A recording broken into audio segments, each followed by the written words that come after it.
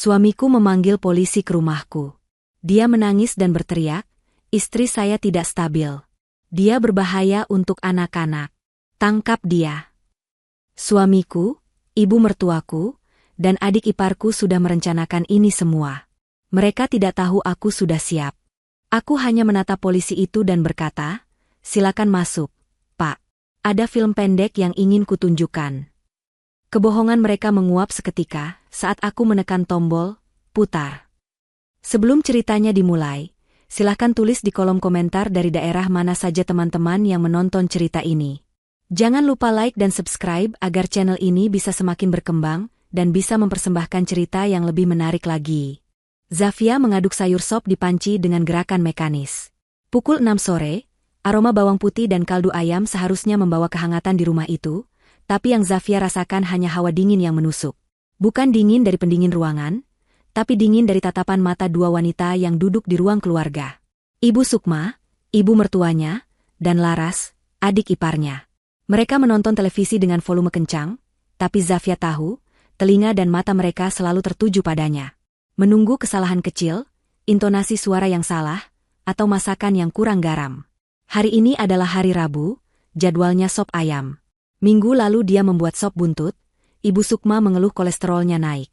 2 minggu lalu dia membuat gulai, Laras bilang baunya membuat pusing.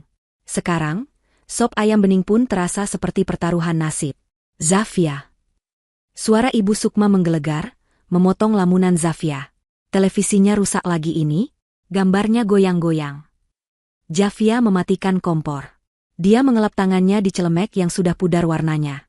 Dia berjalan ke ruang keluarga, tempat Ibu Sukma duduk bersandar seperti seorang ratu di singgasananya. Laras, di sofa seberang, sibuk dengan ponselnya, bibirnya mencibir. Zafia melihat ke arah televisi. Gambarnya baik-baik saja. "Tidak ada yang salah, Bu," kata Zafia pelan. "Tidak salah bagaimana?" Ibu Sukma membentak. "Matamu itu dipakai. Lihat, itu, bergaris." Zafia menelan ludah. Dia tahu ini bagian dari permainan. "Mungkin sinyalnya, Bu. Nanti juga kembali normal." Sinyal. Alasan saja. Laras akhirnya bersuara, matanya tidak lepas dari layar ponsel. "Bilang saja tidak becus. Mengurus rumah segini saja tidak bisa, apalagi mengurus televisi. Untung Mas Nolan sabar." Zafia mengepalkan tangannya di balik celemek. "Sabar." Kata itu terasa seperti duri. Nolan, suaminya, adalah alasan mengapa dia masih bertahan di rumah ini. Dulu, Nolan adalah pria yang lembut. Pria yang berjanji akan melindunginya. Tapi itu dulu. Bertahun-tahun lalu, sebelum mereka pindah ke rumah peninggalan orang tua Nolan, sebelum Ibu Sukma dan Laras ikut tinggal bersama mereka setelah ayah Nolan meninggal. Sekarang, Nolan adalah pria yang berbeda. Pria yang pulang kerja, mencium pipi ibunya, menepuk kepala adiknya, dan memberikan anggukan singkat padanya seolah dia adalah perabot lain di rumah itu. Pintu depan terbuka. Nolan pulang. Aroma parfumnya yang mahal mendahului langkah kakinya. "Aku pulang," katanya datar. "Mas Nolan." Laras langsung melompat, mematikan ponselnya. "Mas, lihat dong, Mbak Zafia masaknya." "Sudah, Laras," potong Nolan, tapi tidak ada ketegasan dalam suaranya. Dia melepaskan dasinya. Ibu Sukma bangkit dan mengambil alih tas kerja putranya. "Kamu pasti lelah, Nak. Ayo makan." Ibu tidak tahu apa yang dimasak Zafia hari ini, semoga saja bisa dimakan, kata Ibu Sukma.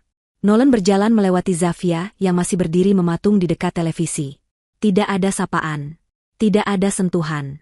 Dia hanya berjalan melewatinya, seolah Zafia adalah udara. Zafia kembali ke dapur. Air matanya mengancam jatuh, tapi dia menahannya. Dia tidak boleh menangis. Menangis berarti memberi mereka kepuasan. Dia mulai menata meja makan. Dia meletakkan piring untuk Nolan, Ibu Sukma, Laras, dan 2 piring kecil untuk anak-anak mereka, Rian dan Dita, yang masih bermain di kamar. Hanya kehadiran anak-anak itulah yang menjadi kekuatannya. Makan malam berlangsung dalam keheningan yang menyesakkan. Hanya denting sendok dan garpu. Ibu Sukma mengambil sepotong ayam, mencicipinya, lalu meletakkannya kembali di piring. "Hambar," katanya singkat. Laras mengangguk setuju. Seperti masakan rumah sakit. Nolan tidak berkata apa-apa. Dia makan dengan cepat, matanya terpaku pada ponsel di sebelahnya. Zafia hanya menunduk, memakan nasinya tanpa lauk. Dia sudah kehilangan selera makan. Keesokan harinya, setelah Nolan berangkat kerja dan anak-anak pergi ke sekolah, Zafia memulai rutinitas bersih-bersihnya. Ibu Sukma dan Laras biasanya akan pergi berbelanja atau ke salon, menggunakan uang yang Zafia tahu adalah uang Nolan, yang seharusnya juga uangnya. Tapi Zafia tidak pernah memegang uang itu. Dia hanya menerima uang belanja harian yang dijatah ketat oleh Ibu Sukma. Hari ini, mereka berdua ada di rumah, duduk di teras, bergosip tentang tetangga. Pukul 11 siang, bel rumah berbunyi. Bukan tukang pos langganan. Seorang pria berseragam kurir formal, mengendarai sepeda motor dengan boks besar. "Permisi, dengan Ibu Zafia?" tanyanya sopan, memegang sebuah amplop coklat tebal berlogo sebuah firma hukum. "Saya sendiri," jawab Zafia, sedikit bingung. Ibu Sukma dan Laras menghentikan obrolan mereka. Mata mereka menajam, penuh selidik. "Ada paket untuk Ibu. Mohon tanda tangan di sini," kata kurir itu. Zafia menandatanganinya. Dia menerima amplop tebal itu. Rasanya berat. Ada stempel, rahasia, dan pribadi di sudutnya. Firma hukum Pradana Urekan. Dia tidak pernah mendengar nama itu. "Dari siapa, Via?" tanya Ibu Sukma, nadanya pura-pura ramah. "Tidak tahu, Bu." Sepertinya salah kirim. Zafia berbohong, sebuah insting perlindungan yang muncul tiba-tiba. "Oh, ya sudah. Coba dibuka dulu, siapa tahu penting," desak Laras, bangkit dari kursinya. "Nanti saja. Saya mau selesaikan setrikaan dulu," kata Zafia, memeluk amplop itu erat-erat. Dia berjalan cepat ke kamarnya, mengabaikan tatapan tajam kedua wanita itu. Di dalam kamar, Zafia mengunci pintu. Jantungnya berdebar. Dia duduk di tepi tempat tidur dan merobek segel amplop itu dengan tangan gemetar. Di dalamnya ada tumpukan dokumen. Dia membaca surat pengantar di halaman pertama. Surat itu ditujukan kepadanya. Zafia binti, nama ayahnya. Surat itu dari seorang pengacara yang mewakili seorang kerabat jauh dari pihak ibunya. Kerabat yang bahkan Zafia tidak tahu ada. Nama kerabat itu disebut, tapi Zafia tidak mengenalnya. Kerabat itu baru saja meninggal dunia di luar kota. Dan bagian berikutnya membuat napas Zafia tercekat. Dia, Zafia, adalah satu-satunya ahli waris yang ditunjuk. Dia mewarisi seluruh aset milik almarhum. Tidak disebutkan jumlah uang. Yang tertulis hanya, seluruh aset bernilai tinggi, bergerak maupun tidak bergerak, atas nama. Zafia membaca ulang paragraf itu 3 kali. Warisan? Untuknya? Ini pasti kesalahan. Keluarganya bukanlah keluarga kaya. Ibunya sudah lama meninggal, dan beliau tidak pernah bercerita tentang kerabat kaya. Ini pasti penipuan. Seperti yang sering dikatakan Nolan. Dia sedang membolak-balik dokumen hukum yang tidak dia mengerti, mencari-cari di mana letak penipuannya, ketika dia merasakan hawa dingin di tengkuknya. Perasaan seperti sedang diawasi. Dia mendongak. Nolan berdiri di ambang pintu kamar mereka yang sedikit terbuka. Dia tidak tahu sudah berapa lama suaminya berdiri di sana. Nolan seharusnya ada di kantor. "Pulang cepat?" tanya Zafia, berusaha menyembunyikan getaran dalam suaranya.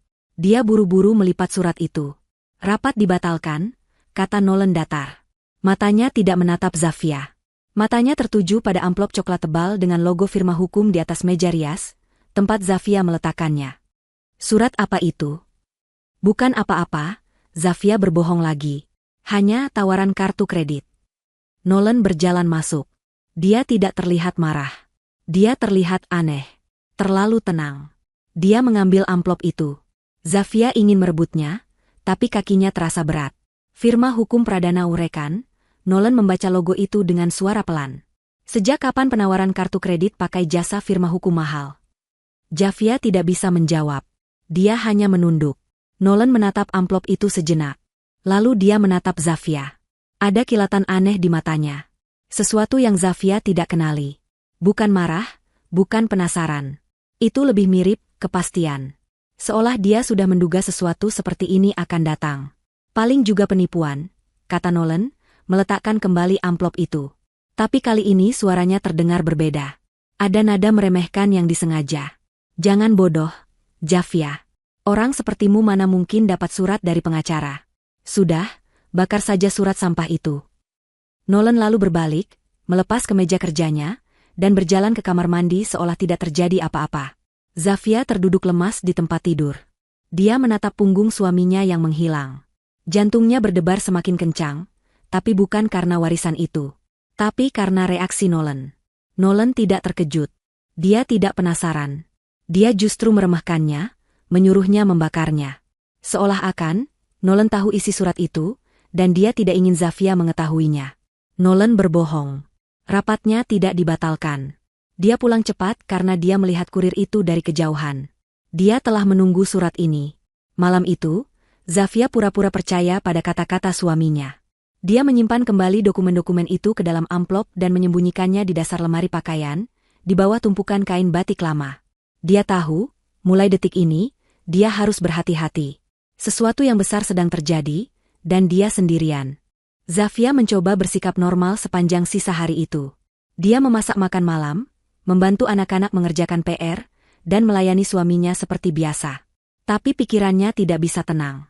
Surat warisan itu seperti batu besar yang mengganjal di benaknya. Di satu sisi, ada harapan samar akan kehidupan yang lebih baik. Di sisi lain, ada ketakutan besar terhadap reaksi Nolan. Perkataan Nolan, "Orang sepertimu mana mungkin dapat surat dari pengacara," terus terngiang. Itu bukan hanya hinaan, itu adalah sebuah penegasan. Dia ingin Zafia merasa kecil dan tidak layak. Saat makan malam, Zafia mencoba sekali lagi. Dia harus tahu apa yang sebenarnya dipikirkan Nolan. Ibu Sukma dan Laras sedang asyik menonton sinetron di ruang keluarga. "Nolan," panggil Zafia pelan, saat mereka hanya berdua di meja makan. "Anak-anak sudah tidur." "HM," Nolan menjawab tanpa mengangkat kepala dari ponselnya. "Soal surat tadi siang." Nolan menghela napas kasar.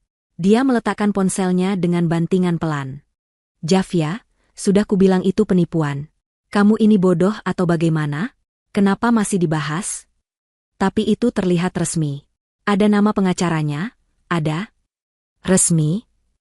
Nolan tertawa sinis. Semua penipuan zaman sekarang terlihat resmi. Mereka mengincar orang-orang naif sepertimu. Sudahlah, aku capek. Jangan ganggu aku dengan urusan konyol. "Tapi bagaimana kalau itu benar?" desak Zafia, suaranya sedikit bergetar. Nolan menatapnya tajam. Tatapan yang dulu penuh cinta, kini hanya berisi rasa jengkel dan dingin. "Kalau itu benar pun, memangnya kamu bisa apa? Kamu bahkan tidak bisa mengurus rumah dengan benar. Mengurus uang? Mengurus aset? Kamu akan menghabiskannya dalam seminggu." "Bukan begitu maksudku." "Sudah," potong Nolan. "Lupakan surat itu. Anggap tidak pernah ada. Aku tidak mau dengar lagi. Mengerti?" Nolan bangkit dari meja, meninggalkan Zafia sendirian dengan sisa makan malam yang mendingin. Penolakan Nolan terlalu keras. Pembelaannya terlalu kuat. Dia bukan hanya tidak percaya, dia melarang Zafia untuk percaya. Zafia membereskan piring-piring itu dengan hati hancur. Dia merasa bodoh, tapi bukan karena surat itu. Dia bodoh karena masih berharap suaminya akan melindunginya. Kenyataannya, suaminya adalah orang pertama yang meremehkannya. Malam itu, Zafia tidak bisa tidur. Dia berbaring miring membelakangi Nolan, yang sudah tertidur pulas dalam hitungan menit. Dengkuran halus suaminya terdengar seperti ejekan. Bagaimana bisa Nolan tidur begitu nyenyak setelah percakapan tadi? Sementara Zafia, pikirannya berkecamuk. Apa isi warisan itu? Kenapa Nolan begitu ingin dia melupakannya? Pukul 2 pagi. Rumah itu senyap. Zafia merasa tenggorokannya kering. Dia butuh air minum. Dengan sangat hati-hati, dia menyibakkan selimut dan turun dari tempat tidur. Lantai keramik terasa dingin di telapak kakinya. Dia berjalan keluar kamar tanpa suara. Lorong menuju dapur gelap gulita.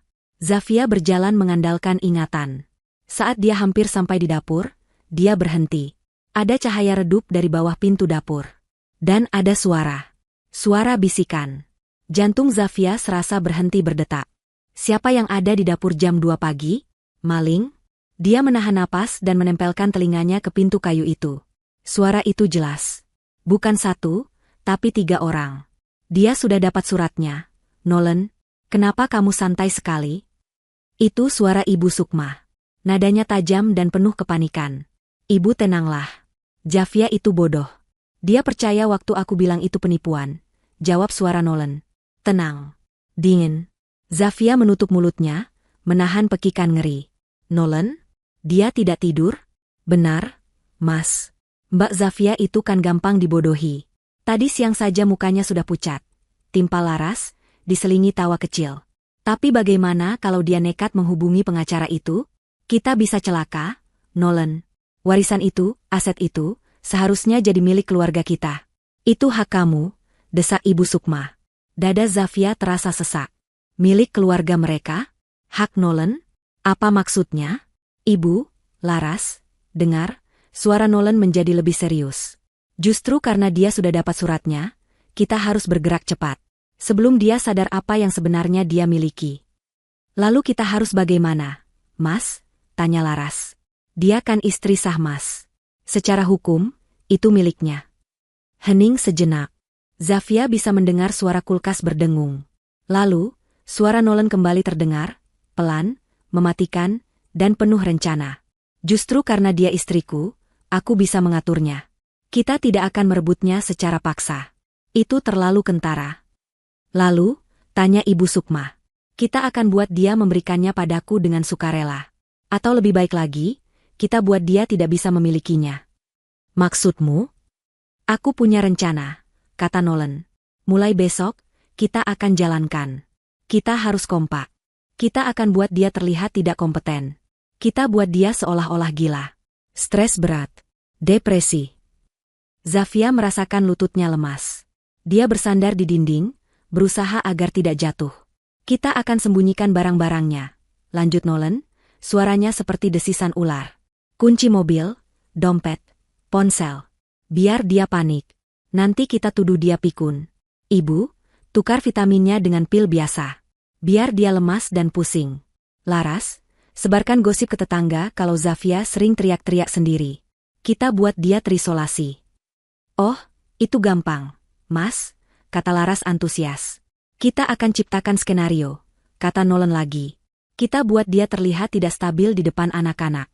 Rian dan Dita harus melihat ibu mereka kacau. Jika perlu, kita rekam. Untuk apa, Nolan? Tanya Ibu Sukma. Untuk bukti, jawab Nolan. Setelah beberapa minggu kita buat dia seperti itu, mentalnya pasti hancur. Dia akan mulai marah-marah, menangis tidak jelas. Saat itulah aku akan bertindak. Aku akan memanggil pihak berwajib. Mungkin psikiater. Lalu, aku akan bilang dia berbahaya. Untuk dirinya sendiri, dan untuk anak-anak.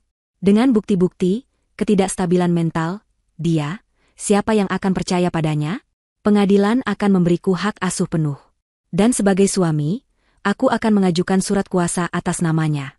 Aku akan jadi wali yang mengurus semua asetnya, termasuk warisan itu, dengan alasan, demi melindunginya. Keheningan yang mencekam menyelimuti dapur setelah Nolan selesai bicara. Zafia tidak bisa bernapas. Udara di sekitarnya seakan tersedot habis. Rencana itu begitu keji, begitu detail, begitu jahat. Kamu jenius. Nak, akhirnya Ibu Sukma memecah keheningan. Ada nada bangga dalam suaranya. Ibu tahu kamu bisa diandalkan. Ini semua demi masa depanmu. Demi keluarga kita. Tentu saja, Bu.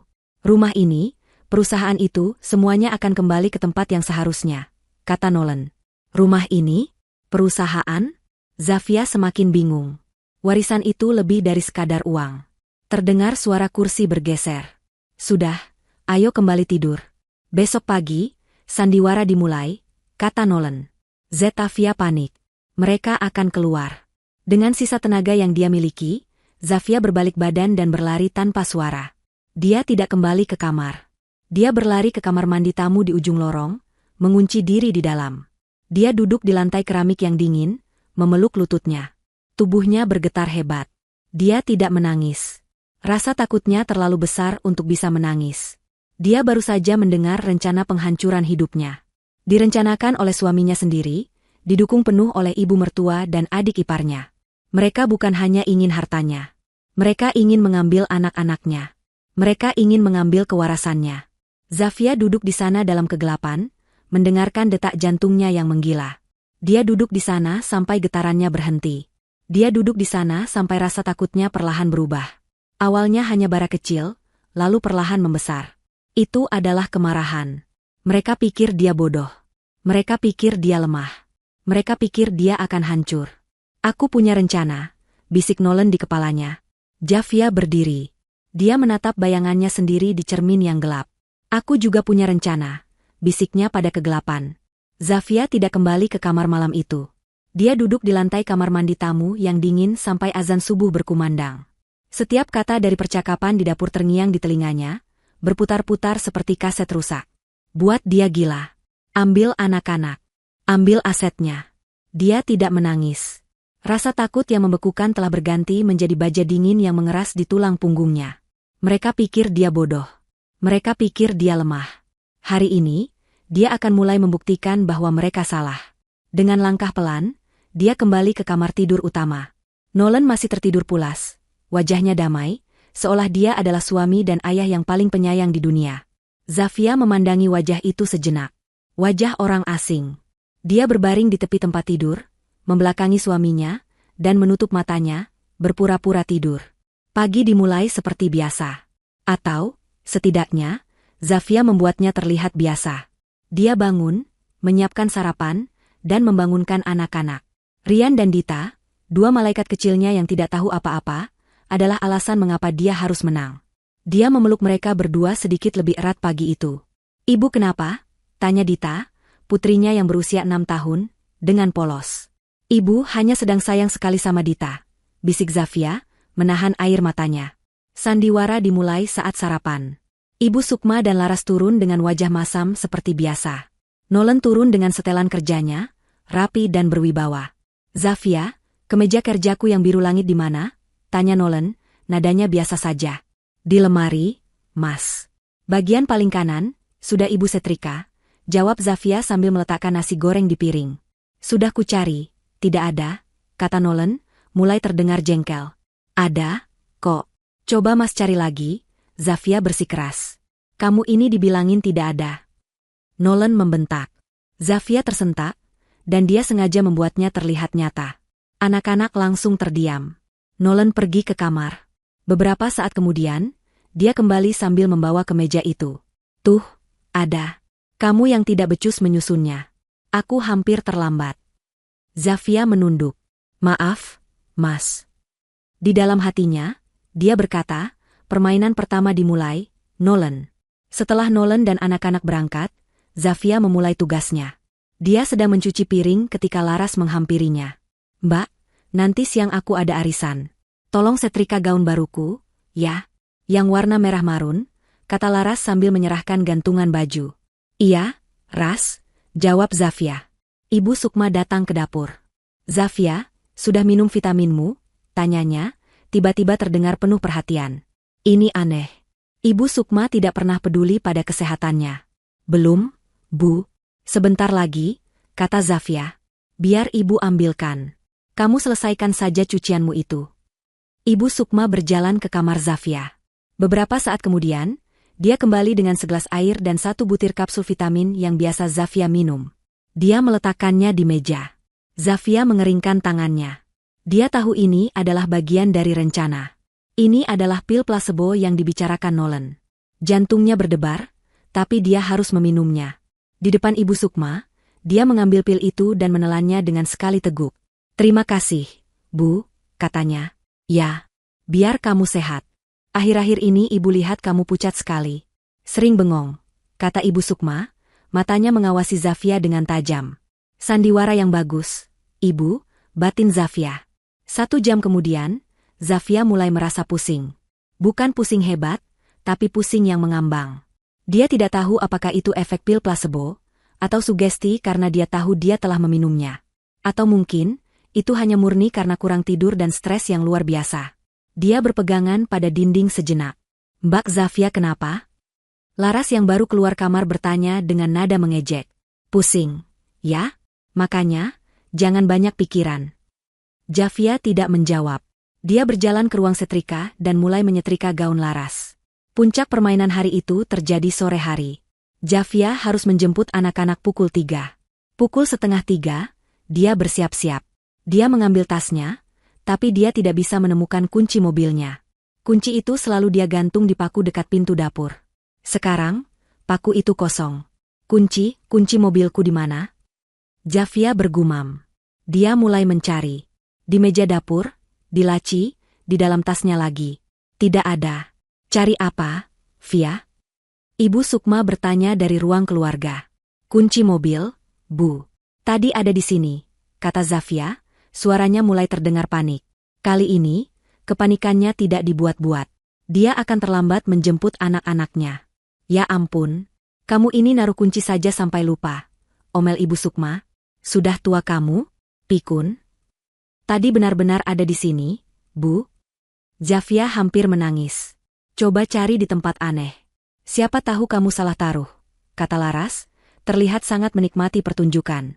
Zafia mencari di kamar mandi, di rak sepatu, bahkan di tempat sampah. Waktu sudah menunjukkan pukul 3:15. Anak-anaknya pasti sudah menunggu. Air mata Zafia akhirnya jatuh. Ya sudah, biar aku pesan taksi online, kata Laras malas. Repot sekali. Tepat saat itu, Nolan pulang. Lebih awal dari biasanya. Dia melihat Zafia yang menangis dan berantakan. Ada apa ini? Tanyanya. Istrimu. Cari kunci mobil tidak ketemu. Mau jemput anak saja tidak bisa, lapor Ibu Sukma. Nolan menghela napas panjang, seolah menanggung beban terberat di dunia. Zafia, kamu ini kenapa? Dia berjalan ke dapur, membuka kulkas.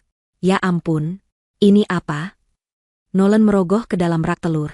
Di sana, di antara telur-telur ayam, tergeletak kunci mobil Zafia. Mata Zafia terbelalak. Dia tidak pernah meletakkan kunci di sana. Ini tidak mungkin. Kamu meletakkan kunci di kulkas, Zafia? Tanya Nolan, nadanya bukan marah, tapi kasihan. Tatapan kasihan yang dibuat-buat. Aku tidak mungkin. Zafia tergagap. Sudahlah. Kamu sepertinya lelah sekali, kata Nolan. Biar aku yang jemput anak-anak. Kamu istirahat saja di kamar. Nolan pergi. Ibu Sukma dan Laras menatap Zafia dengan cemoohan yang jelas. Zafia lari ke kamarnya, membanting pintu, dan menangis sejadi-jadinya. Dia menangis bukan karena sedih. Dia menangis karena marah. Dia menangis karena dia tahu ini baru permulaan. Mereka berhasil. Hari pertama, mereka berhasil membuatnya terlihat pikun dan tidak kompeten, bahkan di depan dirinya sendiri. Bagaimana bisa dia tidak sadar Nolan menyelinap ke dapur dan meletakkan kunci itu di sana? Setelah tangisnya reda, Zafia mencuci muka. Dia harus lebih waspada. Dia tidak boleh lengah lagi. Dia memikirkan vitaminnya.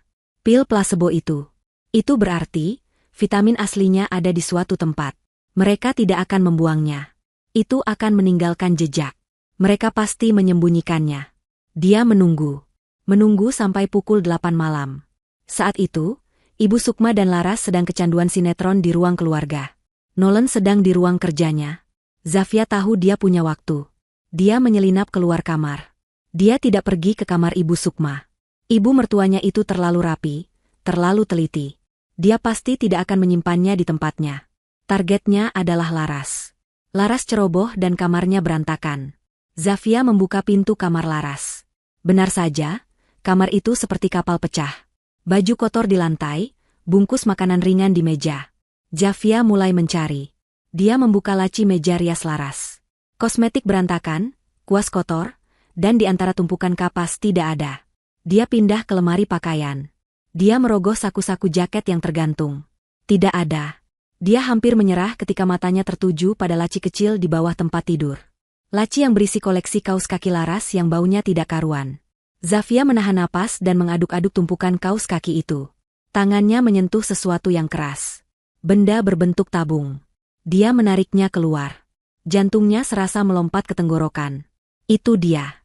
Botol vitaminnya yang asli. Masih penuh. Disembunyikan di tempat paling menjijikan yang Laras tahu Zafia tidak akan pernah mencarinya. Zafia memegang botol itu erat-erat. Ini adalah bukti fisik pertama. Mereka benar-benar meracuninya. Bukan dengan racun mematikan, tapi dengan plasebo yang dirancang untuk membuatnya lemah, pusing, dan meragukan kewarasannya sendiri. Dia tidak mengambil botol itu. Dia meletakkannya kembali tepat di tempat dia menemukannya, menutupi jejaknya dengan sempurna. Dia menutup laci dan keluar dari kamar Laras tanpa suara. Malam itu, Zafia tidur dengan nyenyak untuk pertama kalinya. Kemarahannya telah menemukan fokus. Dia tidak hanya akan bertahan. Dia akan melawan. Zafia tahu apa yang harus dia lakukan. Jika mereka ingin dia tidak stabil, maka dia akan memberikannya. Tapi dia akan melakukannya dengan caranya sendiri. Dia tidak lagi meminum vitamin plasebo yang diberikan Ibu Sukma. Setiap pagi, Zafia akan ke kamar mandi, mengunci pintu, dan membuang pil itu ke kloset. Dia tidak bisa mengambil risiko meminum pil aslinya. Mereka mungkin akan menyadari jika pil di kamar Laras berkurang. Dia hanya akan mengandalkan sisa tenaga yang dia punya. Penampilannya mulai dia ubah. Dia sengaja tidak menyisir rambutnya dengan rapi. Dia memakai daster yang sama selama 2 hari. Saat berbicara, dia sengaja membuatnya terdengar pelan, terputus-putus, dan seringkali berhenti di tengah kalimat seolah lupa apa yang ingin dia katakan. Zafia, kamu mau masak apa hari ini? Tanya Ibu Sukma. Zafia menatap Ibu Sukma dengan pandangan kosong selama beberapa detik. Masak sayur. Lalu dia terdiam. Sayur apa? Bentak Ibu Sukma, pura-pura kesal, padahal Zafia bisa melihat kilat kemenangan di matanya. Lupa, Bu, bisik Zafia, lalu dia berjalan pergi. Dia mulai, lupa, hal-hal kecil. Lupa mematikan kompor sampai air mendidih dan kering. Lupa mematikan keran di kamar mandi. Lupa di mana menaruh ponselnya. Padahal ponsel itu ada di genggamannya. Setiap kesalahan kecil itu dirayakan dengan tatapan penuh arti antara Nolan, Ibu Sukma, dan Laras. Mereka merasa rencana mereka berjalan mulus. Suatu sore, dia sengaja menjatuhkan setumpuk piring. Bukan hanya 1. 5 piring pecah berantakan di lantai dapur. Prang! Nolan, yang baru saja pulang, berlari ke dapur. Ibu Sukma dan Laras menyusul di belakangnya. Mereka melihat Zafia berdiri diam di tengah pecahan beling, tangannya gemetar. Ya Tuhan, Zafia. Kamu ini kenapa? Teriak Nolan. Zafia tidak menjawab. Dia hanya menatap pecahan-pecahan itu. Lalu dia perlahan-lahan jongkok dan mulai menangis. Bukan tangisan keras, tapi tangisan yang putus asa, yang membuat siapapun yang mendengarnya akan merasa iba. Aku tidak tahu, tanganku licin. Isaknya. Nolan tidak memarahinya. Ini yang Zafia tunggu. Nolan mendekatinya, tapi tidak berani menyentuhnya. Dia menatap istrinya dengan tatapan yang Zafia kenali. Itu adalah tatapan yang sama saat dia menemukan kunci di kulkas. Tatapan kasihan palsu. Sudah. Jangan sentuh belingnya, kata Nolan lembut. Laras, tolong bersihkan. Ibu, bawa Zafia ke kamar. Dia sepertinya butuh istirahat. Ibu Sukma memapah Zafia. Untuk pertama kalinya, sentuhan ibu mertuanya itu tidak kasar. Sentuhannya, lembut, seolah sedang memapah orang sakit. Zafia membiarkan tubuhnya lemas, bersandar penuh pada Ibu Sukma. Dia dibaringkan di tempat tidur. Ibu Sukma menyelimutinya. Kamu istirahat saja. Biar kami yang urus makan malam, katanya. Zafia mengangguk lemah. Saat Ibu Sukma keluar kamar, Zafia membuka matanya. Tidak ada air mata. Hanya ada perhitungan dingin. Mereka memakan umpannya. Mereka percaya dia hancur. Selama seminggu penuh, Zafia adalah aktris terbaik di rumah itu. Dia adalah istri yang depresi, linglung, dan rapuh. Dia mengurangi interaksi dengan anak-anaknya, dengan alasan pusing atau lelah. Ini adalah bagian tersulit. Hatinya sakit setiap kali melihat raut bingung di wajah Rian dan Dita. Tapi dia harus membuat sandiwara ini meyakinkan. Nolan, di sisi lain, menjadi suami yang sempurna. Sayang, kamu mau makan apa? Biar aku belikan, katanya suatu malam. Kamu sudah minum obatmu? Tanyanya di lain waktu, merujuk pada vitamin plasebo yang sekarang dia sebut obat penenang.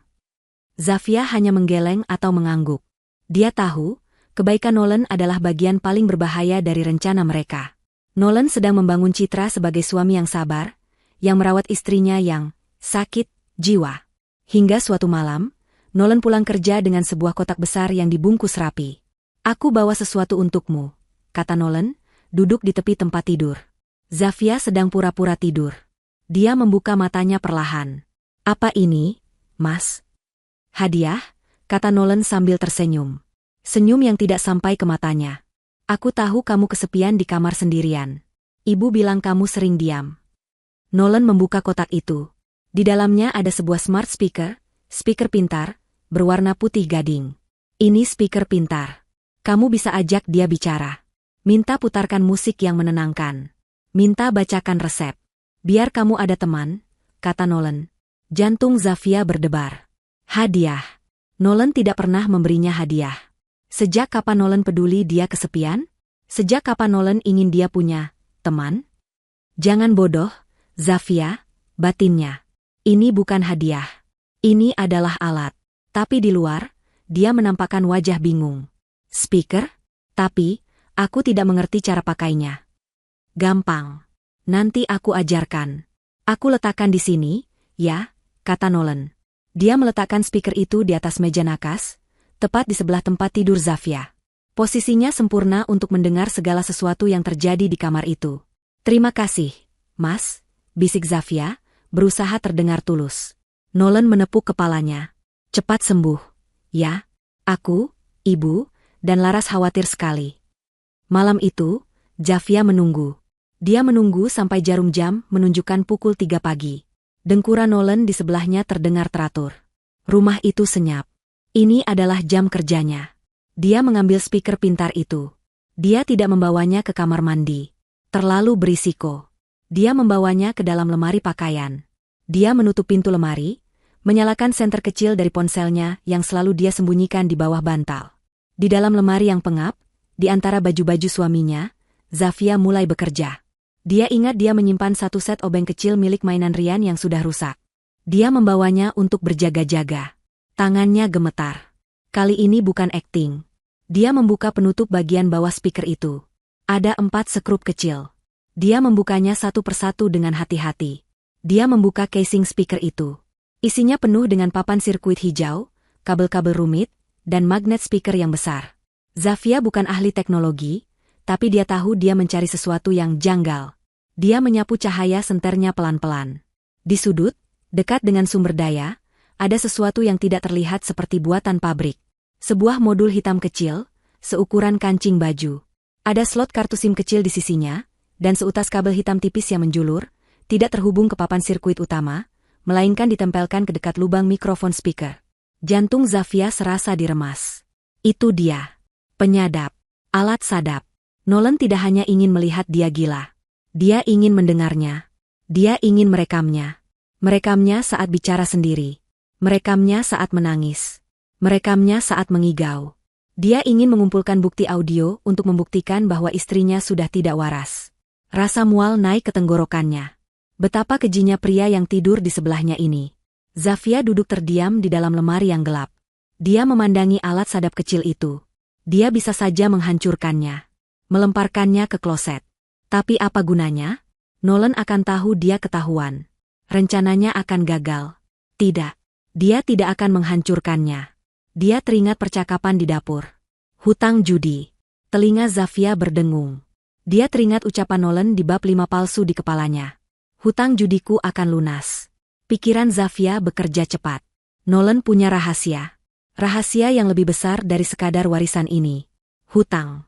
Mungkin hal lain. Di mana Nolan akan membicarakan rahasianya? Di ruang kerjanya. Zafia tersenyum dingin dalam kegelapan. Senyum yang menakutkan, bahkan untuk dirinya sendiri. Dengan sangat hati-hati, Zafia melepaskan alat sadap itu dari speaker. Dia membiarkan kabelnya utuh. Dia mengambil selotip 2 sisi dari laci mejanya, yang selalu dia simpan di saku daster. Dia merakit kembali speaker pintar itu. Menutupnya rapat-rapat. Tidak ada bekas. Dia meletakkannya kembali di meja nakas, seolah tidak pernah tersentuh. Alat sadap kecil itu kini ada di genggamannya. Hangat. Hidup. Zafia keluar dari kamar tidur. Dia berjalan tanpa suara di lorong yang gelap. Dia pura-pura pergi ke dapur untuk minum. Dia tahu, Nolan, Ibu Sukma, dan Lara sudah memasang kamera di beberapa titik. Dia harus terlihat alami. Saat kembali dari dapur, dia, sengaja, melewati ruang kerja Nolan. Pintunya tidak dikunci. Zafia masuk, berpura-pura hendak membersihkan sesuatu yang tumpah. Padahal, dia hanya butuh 10 detik. Dia merangkak ke bawah meja kerja Nolan yang besar dan berat. Meja kayu jati solid.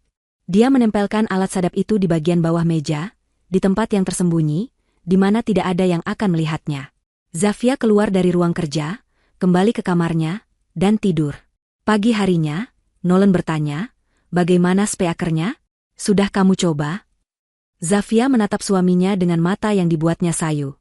Sudah, Mas. Musiknya tenang sekali. Nolan tersenyum puas. Dia tidak tahu, hadiah yang dia berikan untuk menjebak Zafia, kini telah menjadi telinga Zafia yang mendengarkan setiap rencana busuknya. Zafia tahu dia tidak punya banyak waktu. Alat sadap yang dia pasang di bawah meja Nolan adalah langkah pertama, tapi itu hanya memberinya suara. Dia butuh gambar. Dia butuh bukti visual yang tidak terbantahkan dari persekongkolan mereka. Dia butuh melihat mata mereka saat mereka merencanakan kejatuhannya. Untuk melakukan itu, dia butuh uang. Dan dia butuh keluar dari rumah. Selama bertahun-tahun, Zafia adalah seorang istri yang patuh. Tapi sebelum dia menikah, dia adalah wanita yang mandiri. Dia pernah bekerja sebagai asisten administrasi. Dia menabung. Saat dia menikah, Nolan memintanya berhenti bekerja. Ibu Sukma bersikeras bahwa tempat wanita adalah di rumah. Tapi Zafia, dengan firasat yang entah datang dari mana, tidak pernah menutup rekening bank lamanya. Dia memberitahu Nolan bahwa rekening itu sudah ditutup, tapi dia berbohong. Selama bertahun-tahun, dia diam-diam menyisihkan sisa uang belanja yang sangat sedikit, uang kembalian yang dia gelapkan dari jatah mingguan Ibu Sukma. Sedikit demi sedikit. Selain itu, ada sisa tabungan gajinya dulu. Jumlahnya tidak banyak, tapi cukup. Cukup untuk membeli senjata. Dia harus menciptakan alasan untuk keluar rumah sendirian. Pagi itu, dia melanjutkan aktingnya. Dia sengaja tidak mandi. Saat Ibu Sukma memanggilnya untuk sarapan, Zafia keluar kamar dengan rambut acak-acakan dan tatapan mata yang kosong. Dia berjalan ke meja makan, tapi bukannya duduk, dia malah mengambil segelas air dan menyiramkannya ke tanaman hias di sudut ruangan. ZF, teriak Laras, kaget sekaligus geli. Tanaman ini haus, gumam Zafia, lalu dia duduk dan mulai mencomot nasi dengan tangan, padahal ada sendok di depannya. Ibu Sukma dan Nolan saling berpandangan. Ada kilat kepuasan di mata mereka. Zafia menangkapnya. Mereka pikir dia sudah diambang kegilaan. Zafia, kamu jorok sekali, bentak Ibu Sukma. Zafia tidak bereaksi. Dia terus makan dengan tangan, perlahan, seolah tidak terjadi apa-apa. Nolan meletakkan sendoknya. Bu, sepertinya kondisi Zafia makin parah. Mungkin obatnya tidak cocok. Bukan tidak cocok. Dia memang sudah gila, sahut Laras. Jaga bicaramu, Laras, kata Nolan. Tapi nadanya tidak sungguh-sungguh. Zafia, kamu baik-baik saja. Zafia mendongak. Dia menatap Nolan. Lalu dia tersenyum. Senyum lebar yang aneh, yang tidak sampai ke matanya. Aku baik, Mas. Aku baik sekali. Tadi malam, aku dengar cicak di dinding bernyanyi.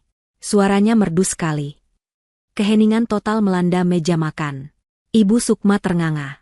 Laras menahan tawa. Nolan menatapnya dengan pandangan kasihan. Tatapan yang sama yang dia gunakan di kulkas dan saat piring pecah. Aku pusing sekali, Mas, kata Zafia, mengubah ekspresinya menjadi kesakitan. Kepalaku seperti mau pecah. Vitamin dari ibu tidak mempan. Ini adalah umpannya. Obat pusing biasa mungkin tidak cukup, kata Ibu Sukma, cepat-cepat mengambil peran sebagai mertua yang peduli. Kamu butuh obat yang lebih kuat. Aku mau ke apotek, kata Zafia tiba-tiba. Aku mau beli obat tidur. Aku tidak bisa tidur. Bahaya. Kamu tidak boleh beli obat sembarangan, kata Nolan. Aku mau ke apotek di dekat pasar. Yang dulu, aku cuma mau beli pereda sakit kepala. Aku butuh udara segar. Di rumah ini pengap, Zafia mulai terisak. Nolan, Ibu Sukma, dan Laras berpandangan. Zafia bisa membaca pikiran mereka. Membiarkan wanita yang tidak stabil pergi sendirian ke tempat umum, itu berisiko. Tapi, itu juga bisa menjadi bukti tambahan. Jika Zafia membuat keributan di apotek, itu akan memperkuat kasus mereka. Kamu yakin bisa pergi sendiri? Tanya Nolan, seolah ragu. Biar aku temani, tawar Laras, tapi nadanya jelas sekali malas. Tidak usah. Zafia membentak. Aku bukan anak kecil. Aku bisa sendiri. Kalian semua jahat. Kalian mengurungku. Dia berteriak, lalu menangis histeris. Ini adalah pertunjukan terbaiknya. Sudah, kata Nolan, menenangkan. Baik, kamu boleh pergi. Tapi Laras akan. Biarin saja, Mas, potong Ibu Sukma. Apotek dekat pasar itu kan ramai. Biar saja dia pergi. Biar orang-orang lihat. Lagi pula, dia mau apa? Paling beli obat flu.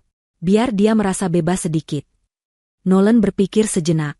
Baiklah. Ambil uang di dompetku. Tidak usah. Aku masih punya sedikit uang, kata Zafia. Dia harus terlihat tidak punya apa-apa. Dia mengambil tas daster lamanya, merogoh dompet kain kecil berisi uang pas untuk ojek dan beberapa lembar uang kecil. Uang aslinya, kartu debitnya, tersimpan di balik sol sepatu kets tuanya. Dia diizinkan pergi. Zafia memesan ojek online. Jantungnya berdebar kencang. Dia berhasil. Dia keluar dari penjara itu. Dia tidak pergi ke apotek. Dia langsung pergi ke bank lamanya, menarik tunai uangnya.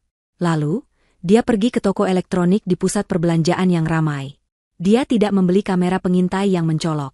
Dia membeli 3 buah pengisi daya ponsel palsu. Benda yang terlihat persis seperti adaptor steker, tapi di dalamnya tertanam kamera lensa jarum.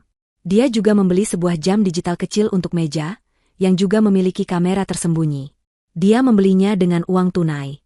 Tidak ada jejak. Perjalanan pulangnya, dia mampir ke apotek dan membeli obat sakit kepala termurah, sekadar untuk bukti. Dia kembali ke rumah dalam waktu 2 jam. Ibu Sukma dan Laras sedang menonton televisi. Mereka menatapnya curiga. Sudah beli obatnya? Tanya Ibu Sukma. Zafia melempar bungkusan plastik obat ke meja. Sudah. Aku mau tidur, katanya ketus, lalu mengunci diri di kamar. Dia punya waktu sampai Nolan pulang. 3 jam. Jantungnya berdebar seperti genderang perang. Dia mulai bergerak. Dia tahu rutinitas mereka. Ibu Sukma dan Laras tidak akan pernah masuk ke ruang kerja Nolan. Itu area terlarang. Dia menyelinap ke ruang kerja Nolan. Dia mencabut pengisi daya laptop di stop kontak bawah meja. Dia menggantinya dengan salah satu kamera, adaptor steker yang baru dia beli. Posisinya sempurna. Menghadap langsung ke kursi kerja Nolan, menangkap audio dan video siapapun yang duduk di sana. Alat sadap yang dia pasang kemarin akan menjadi cadangan audio. Lalu, dia ke dapur. Ini lebih berisiko. Ibu Sukma bisa saja tiba-tiba ingin mengambil minum. Dia membawa jam digital kecil. Dia meletakkannya di atas rak bumbu, di antara stoples-stoples tua. Benda itu terlihat alami di sana. Lensanya mengarah lurus ke meja makan dapur. Tempat, rapat tengah malam, mereka biasa diadakan. Yang terakhir, ruang keluarga. Ini yang paling sulit. Mereka ada di sana. Laras, teriak Zafia dari lorong. Ponselmu bunyi. Hah? Enggak, kok, sahut Laras, tapi dia tetap mengecek ponselnya. Mbak, di dapur ada tikus. Zafia berbohong lagi, kali ini pada Ibu Sukma. Ibu Sukma menjerit dan melompat dari sofa. Tikus? Di mana? Awas, usir. Dalam kekacauan singkat itu, saat Laras dan Ibu Sukma berlari ke dapur, Zafia berlari ke ruang keluarga.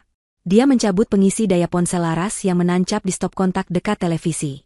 Dia menggantinya dengan kamera adaptor kedua. Selesai. Dalam 5 detik. Dia kembali ke kamar dan mengunci pintu. Dia berhasil. Ketiga kamera terhubung ke jaringan Wi-Fi rumah. Zafia mengaturnya menggunakan laptop tua yang dia simpan di dasar lemari, laptop yang dia bilang sudah rusak pada Nolan. Sekarang, dia hanya perlu menunggu. Dia melanjutkan perannya. Menjadi istri yang linglung, sedih, dan sedikit gila. Dia menghabiskan waktu di kamar. Dia sengaja berbicara sendiri. Mereka jahat. Mereka mau ambil anak-anakku. Tidak. Tidak boleh, katanya, cukup keras agar terdengar jika ada yang menguping. Malam itu, dia memantau laptopnya dari balik selimut. Ibu Sukma dan Laras ada di ruang keluarga. Mereka sedang bergosip. Kasihannya, Mas Nolan. Punya istri gila, kata Laras. Hus, tapi memang benar. Ibu tidak tahu dia bisa separah itu. Mungkin kena guna-guna, kata Ibu Sukma. Zafia merekamnya. Tapi mangsa terbesarnya belum muncul. Nolan. Pukul 10 malam. Nolan masuk ke ruang kerjanya. Zafia menahan napas. Dia mengganti layar laptopnya ke monitor kamera ruang kerja. Jantungnya berdebar. Nolan duduk di kursinya. Dia tidak langsung bekerja. Dia mengeluarkan ponsel kedua. Ponsel yang tidak pernah Zafia lihat. Dia menelepon seseorang. Zafia memaksimalkan volume di earphone-nya. Ya, halo? Ini aku, kata Nolan. Suaranya pelan dan tegang. Aku butuh waktu. Aku belum dapat uangnya. Hening sejenak. Nolan mendengarkan. Aku tahu aku janji minggu ini. Tapi ada masalah sedikit. Nolan mulai panik. Dengar, beri aku waktu seminggu lagi. Istriku, dia baru dapat warisan besar. Jantung Zafia berhenti berdetak. Ya, besar? Aku tidak tahu pastinya, tapi ini besar. Cukup untuk melunasi semuanya. Rumah, perusahaan, semuanya. Nolan mengusap wajahnya. Masalahnya, dia agak tidak stabil. Aku sedang mengurusnya. Aku harus membuatnya tidak kompeten dulu, baru aku bisa ambil alih asetnya. Orang di seberang telepon sepertinya berteriak. Bukan itu masalahnya, bentak Nolan. Dengar, hutang judiku akan lunas setelah aku mendapatkan warisan istriku. Ya, besok aku akan panggil polisi. Aku akan bilang dia mengancam anak-anak. Zafia menutup mulutnya. Hutang judi. Ya, besok. Besok lusa paling lambat, kata Nolan. Aku akan urus dia. Setelah itu, aku akan cairkan asetnya dan bayar kalian semua. Termasuk bunganya. Ya, oke. Terima kasih. Nolan menutup telepon. Dia duduk terdiam selama beberapa menit, menatap ke dinding. Lalu dia menarik napas panjang, mematikan ponsel rahasianya, dan keluar dari ruang kerja. Zafia gemetar di balik selimutnya. Dia tidak gemetar karena takut. Dia gemetar karena marah. Dia punya rekamannya. Hutang judiku akan lunas setelah aku mendapatkan warisan istriku. Dia punya semuanya. Zafia sekarang memiliki audio pengakuan hutang judi Nolan. Dia memiliki video Ibu Sukma dan Laras yang mengejek kegilaannya. Dia punya bukti bahwa mereka semua bersekongkol. Tapi dia merasa masih ada yang kurang. Dia punya pengakuan Nolan di telepon, tapi dia butuh rekaman mereka bertiga merencanakan aksi final secara spesifik. Dia butuh mendengar mereka mengucapkan kata polisi dan penjara dalam satu kalimat. Dia tahu, setelah panggilan telepon panik tadi malam, Nolan akan mempercepat rencananya. Nolan bilang, besok. Berarti hari ini, mereka akan melancarkan serangan terakhir hari ini. Zafia harus memberi mereka alasan yang sempurna untuk melakukannya. Dia harus menaikkan level kegilaannya. Dari linglung dan depresi menjadi berbahaya. Ini adalah bagian paling berisiko. Ini melibatkan anak-anaknya.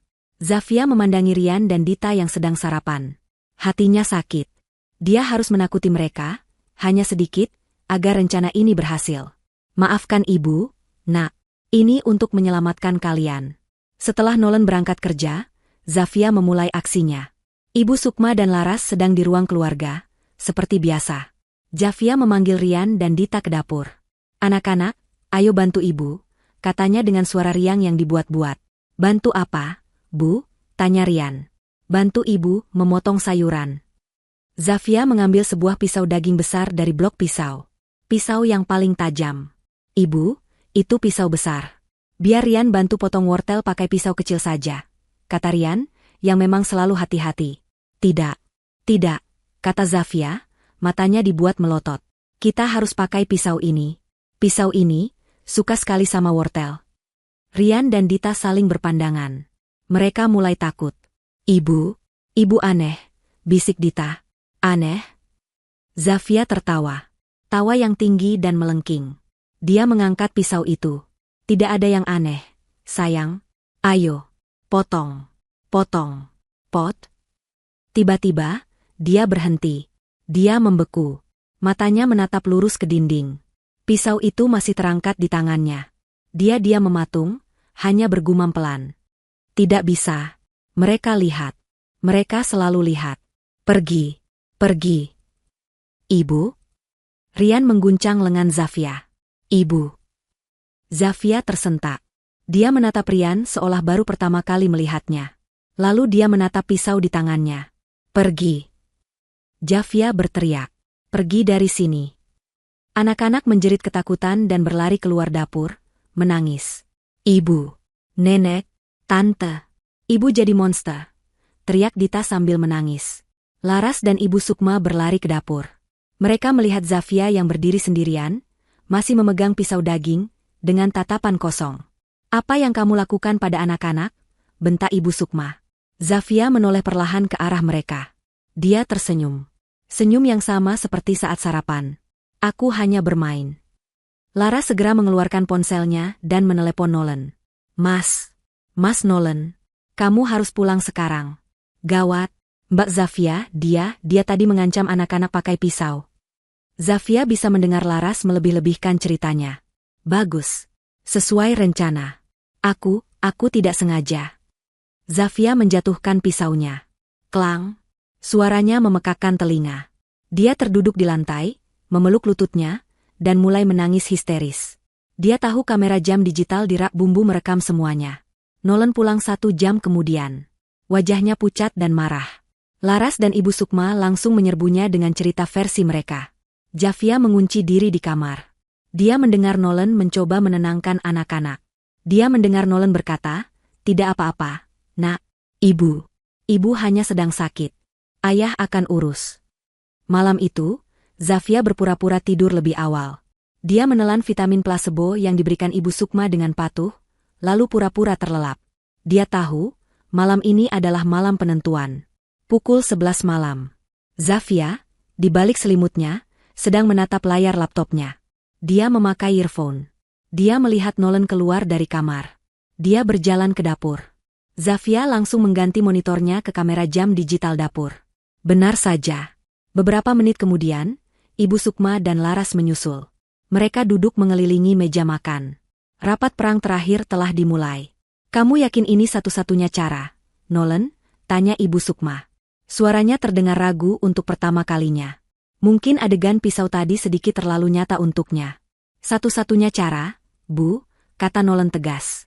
"Laras sudah merekam tangisan anak-anak tadi. Aku sudah bicara dengan pengacaraku.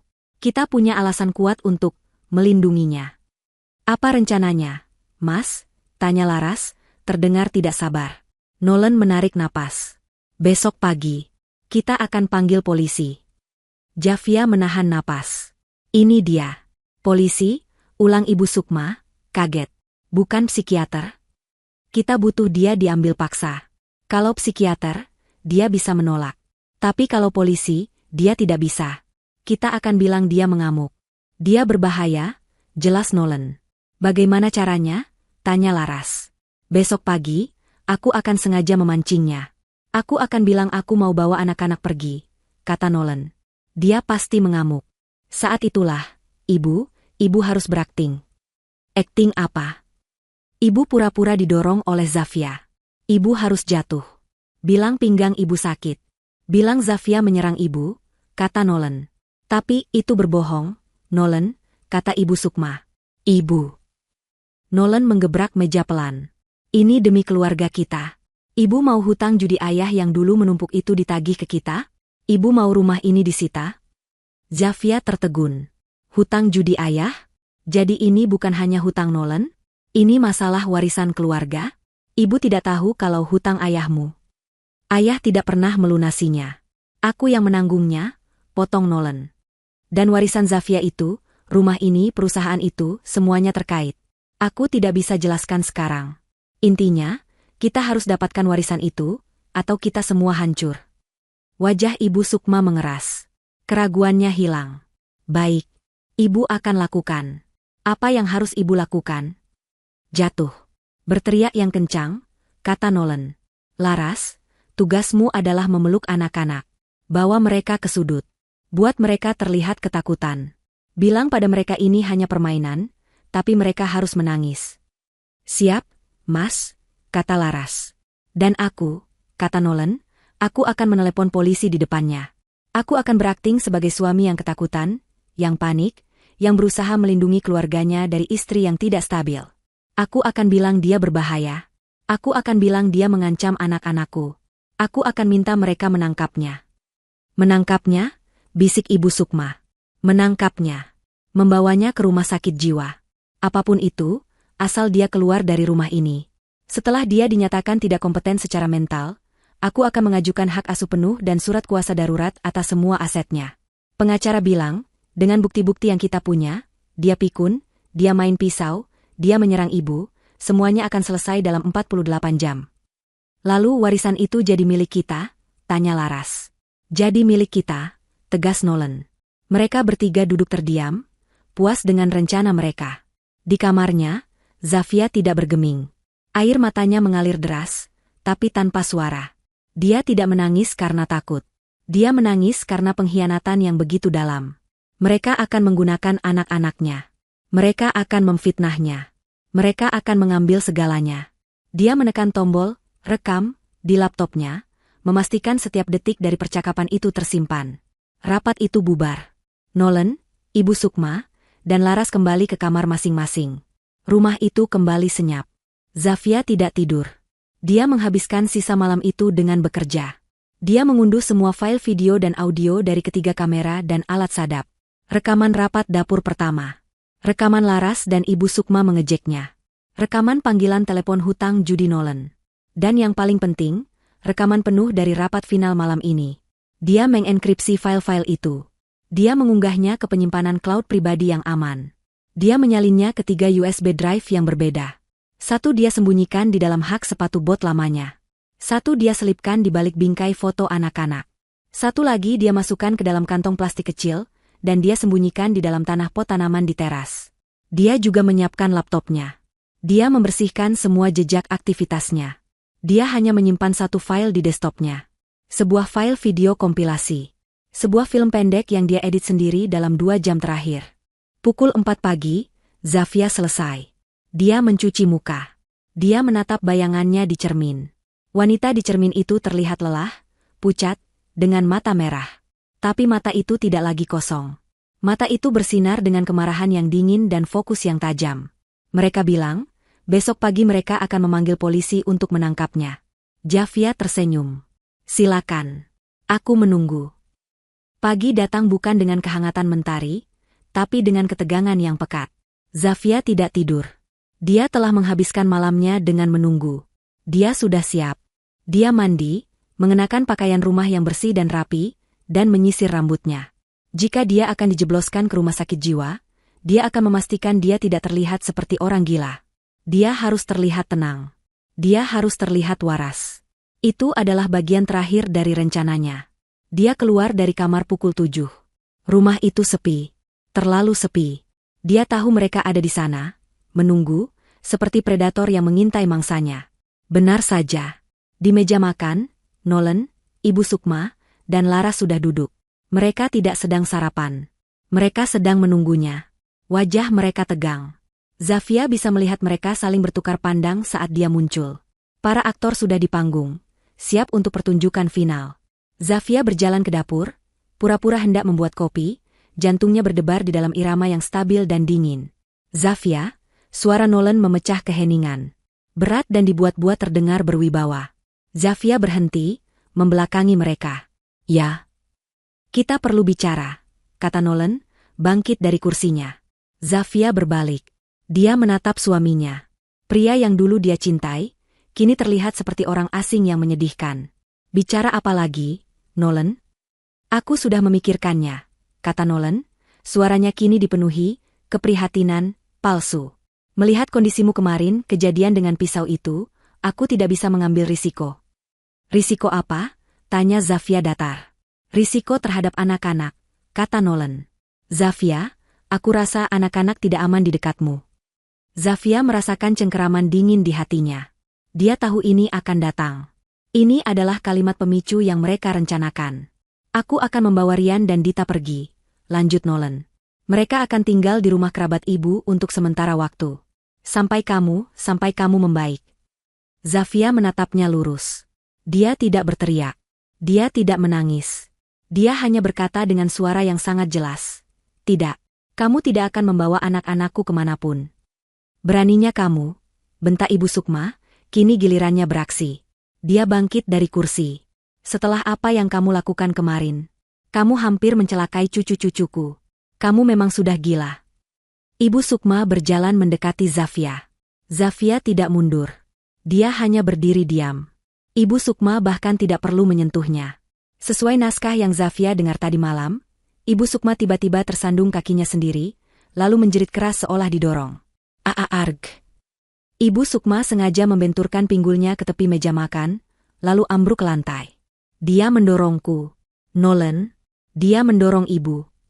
Nenek. Laras menjerit, berlari bukan untuk menolong ibunya, tapi berlari ke kamar anak-anak. Rian, Dita, cepat keluar. Ibu kalian mengamuk. Anak-anak berlari keluar, masih mengantuk, wajah mereka bingung. Melihat nenek mereka di lantai, mereka mulai menangis. Laras segera memeluk mereka, menarik mereka ke sudut. Sudah, nak, jangan dekat-dekat ibu. Ibu lagi marah. Ibu jahat. Situasi sudah siap. Panggung telah diatur. Nolan mundur beberapa langkah, menatap Zafia dengan ketakutan yang luar biasa palsu. Dia mengeluarkan ponselnya.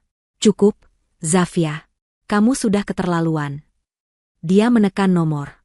Zafia hanya memperhatikannya. Halo, polisi. Tolong. Cepat kirim bantuan ke rumah saya. Suara Nolan histeris, penuh kepanikan yang terlatih. Istri saya. Dia mengamuk. Dia menyerang ibu saya. Ibu saya terbaring di lantai. Ibu Sukma, di lantai, menambahkan efek suara dengan erangan kesakitan. Ya, dia tidak stabil. Dia berbahaya. Dia berbahaya untuk anak-anakku. Saya mohon, cepat, tangkap dia. Bawa dia pergi. Saya takut dia akan membunuh kami. Nolan menutup telepon. Air mata buaya mengalir di pipinya. Dia menatap Zafia dengan tatapan benci. Lihat apa yang telah kamu lakukan. Kamu menghancurkan keluarga ini. Zafia tidak berkata apa-apa. Dia hanya menunggu. Beberapa menit kemudian, suara sirine terdengar. Awalnya samar, lalu semakin kencang, dan akhirnya berhenti tepat di depan rumah mereka. Dua petugas polisi berseragam, satu senior dan satu junior, masuk dengan langkah cepat. Nolan langsung menyambut mereka. Pak, terima kasih sudah datang. Cepat, Pak. Dia di dalam. Dia menunjuk Zafia yang berdiri diam di dapur. Istri saya, Zafia. Dia butuh bantuan. Dia di luar kendali, kata Nolan, terisak. Ibu Sukma masih di lantai, kini ditolong berdiri oleh Laras. Pinggang saya, Pak, sakit sekali. Dia mendorong saya, rintihnya. Petugas polisi senior itu, yang bernama Pak Dharma, menatap Zafia. Dia melihat seorang wanita yang rapi, berdiri tenang, tidak terlihat mengamuk. Lalu dia melihat Ibu Sukma yang kesakitan, dan Laras yang memeluk anak-anak yang menangis. Ini adalah situasi yang rumit.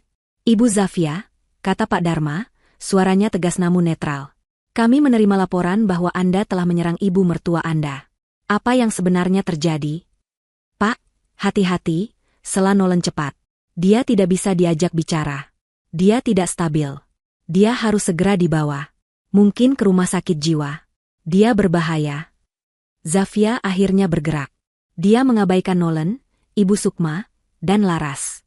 Dia berjalan perlahan melewati mereka, menatap lurus ke mata Pak Dharma. Polisi itu sedikit tegang, siap jika Zafia tiba-tiba menyerang. Tapi Zafia hanya tersenyum tipis. Senyum yang lelah. Saya tidak menyerang siapapun, Pak, katanya, suaranya jernih dan kuat.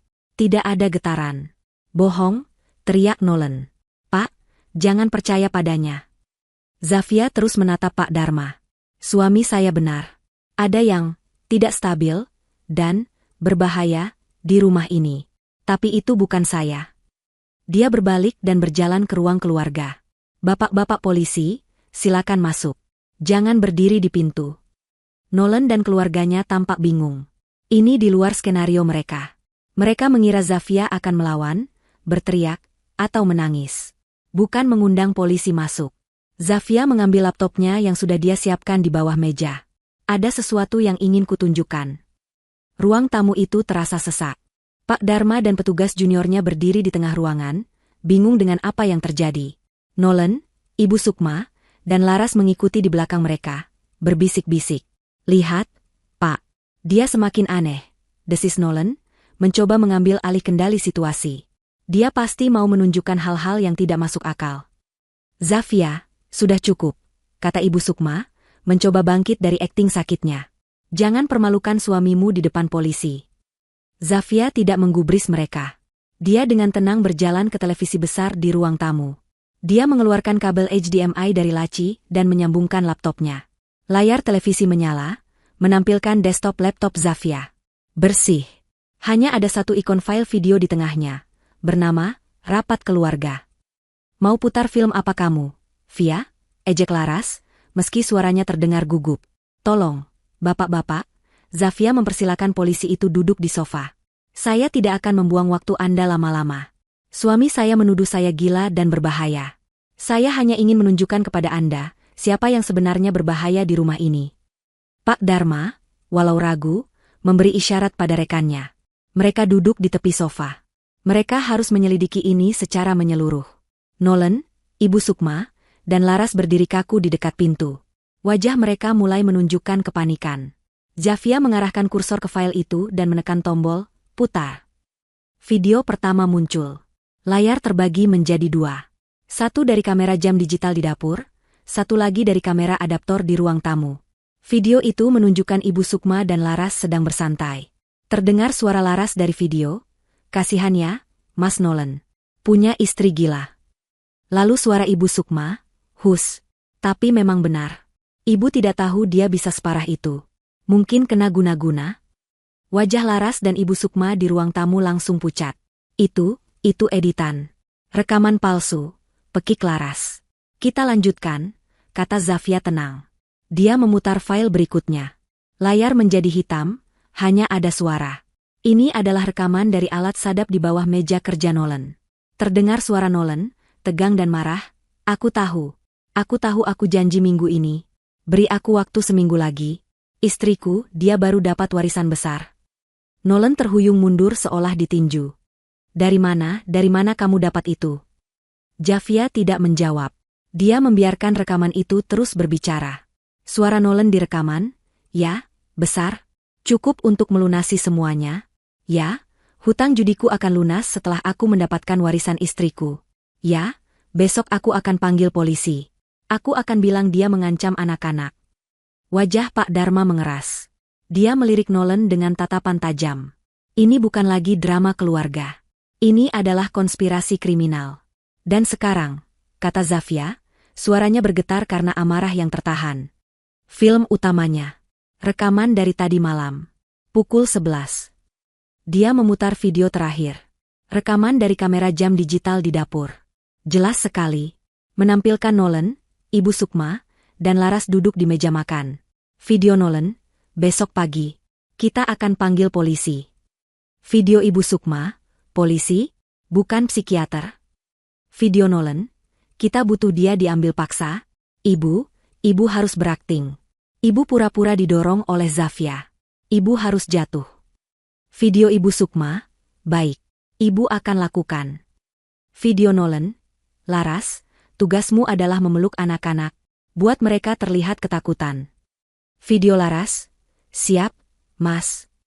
Video Nolan, "Dan aku akan menelepon polisi di depannya. Aku akan berakting sebagai suami yang ketakutan.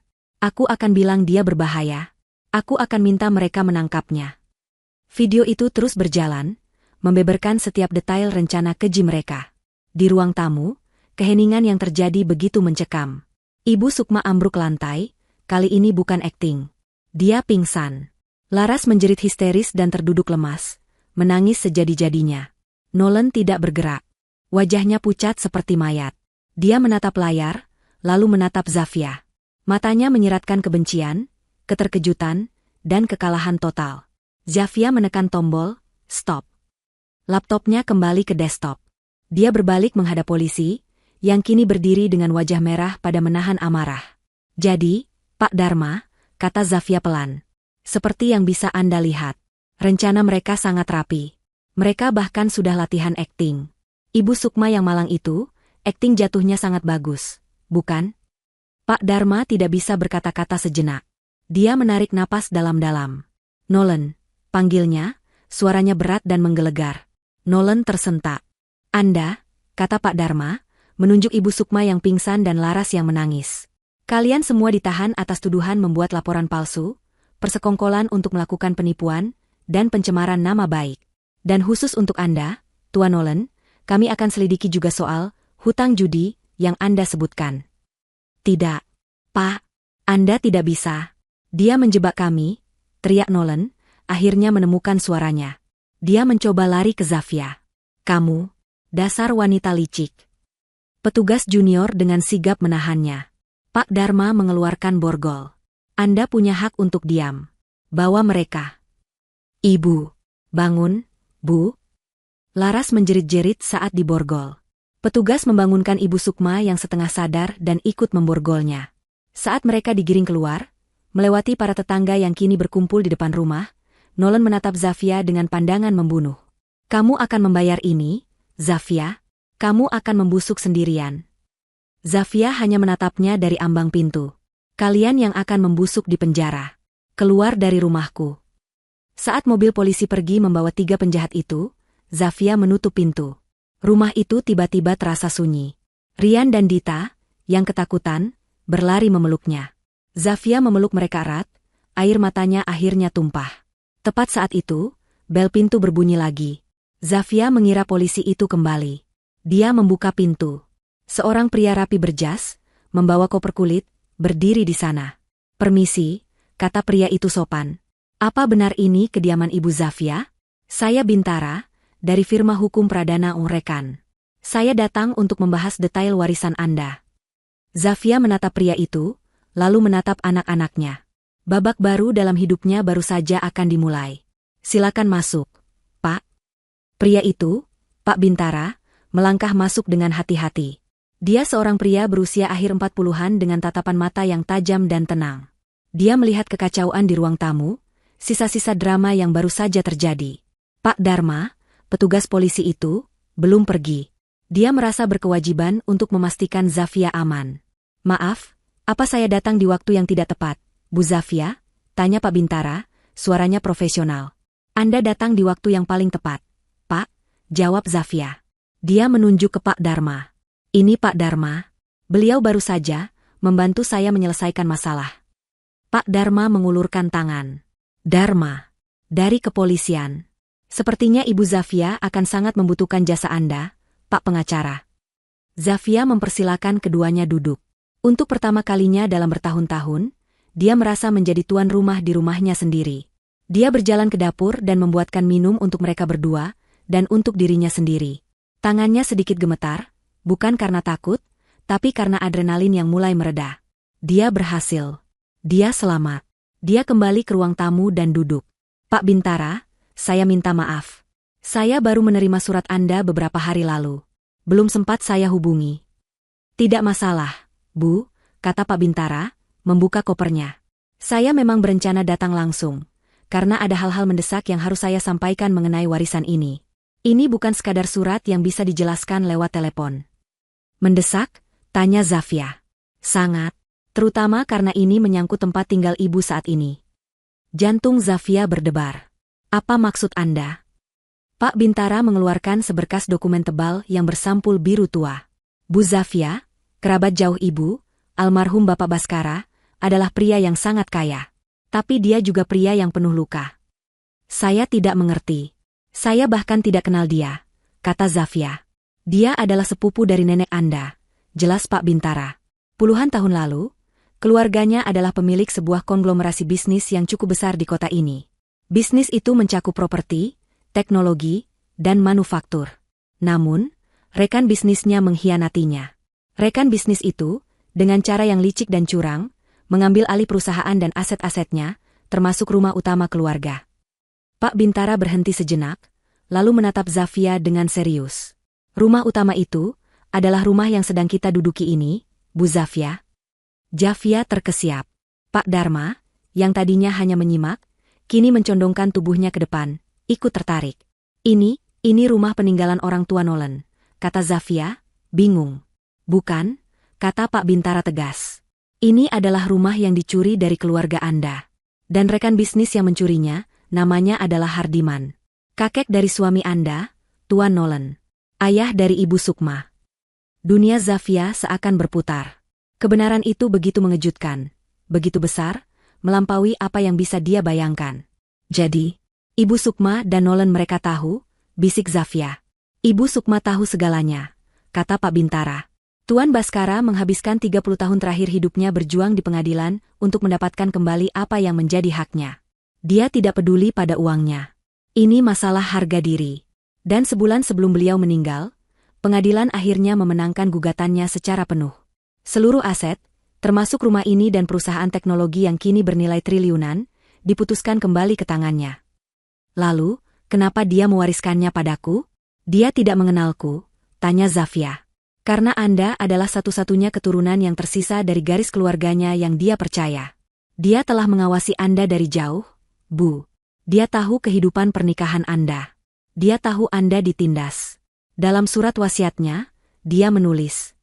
Pak Bintara membuka sebuah map kecil. Dia menulis, Pak Bintara membacakan, saya berikan ini semua pada Zafia. Bukan untuk membuatnya kaya, tapi untuk memberinya kekuatan. Saya telah merebut kembali harga diri keluarga saya. Sekarang, gunakan ini untuk merebut kembali harga diri Anda. Air mata Zafia jatuh. Kali ini bukan air mata kemarahan atau ketakutan. Itu adalah air mata kelegaan. Dia tidak sendirian selama ini. Jadi, Nolan dan Ibu Sukma panik saat surat itu datang. Zafia menyimpulkan, otaknya kini bekerja cepat. Mereka tahu warisan itu adalah rumah ini. Mereka tahu mereka tinggal di atas tanah curian yang pemiliknya sudah kembali. Tepat, kata Pak Bintara. Mereka bukan hanya ingin merebut warisan Anda karena serakah. Mereka ingin merebutnya karena panik. Jika Anda menguasai warisan ini, Anda punya hak penuh untuk mengusir mereka. Mereka akan kehilangan segalanya. Dan hutang judi itu. Zafia bergumam. Saya juga sudah mendengarnya tadi, kata Pak Dharma, angkat bicara.